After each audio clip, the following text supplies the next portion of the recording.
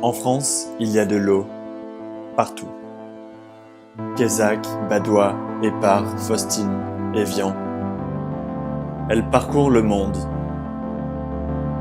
La France, c'est aussi des eaux de surface, traitées en permanence, conduites jusqu'à nos foyers.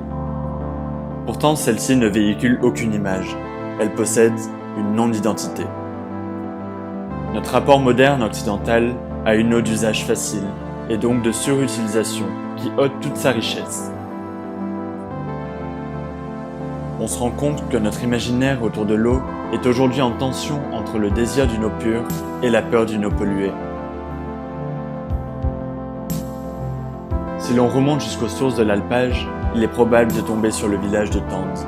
Situé à la frontière italienne, où l'eau est puisée depuis des siècles dans les fontaines couronnant le site, Tende possède une eau divine, un peu huileuse, un peu astringente, métallique, boisée et fleurie. Si bien qu'encore aujourd'hui, les frontaliers et routiers s'arrêtent pour remplir leurs bidons d'eau. Un véritable lieu de passage par son emplacement stratégique, il fait partie d'un des 3 seuls chemins qui permettent de passer la frontière italienne. Pourtant, le village tend à devenir fantôme et se vide peu à peu de ses habitants par manque d'activité. Il n'en demeure pas moins rempli d'histoire.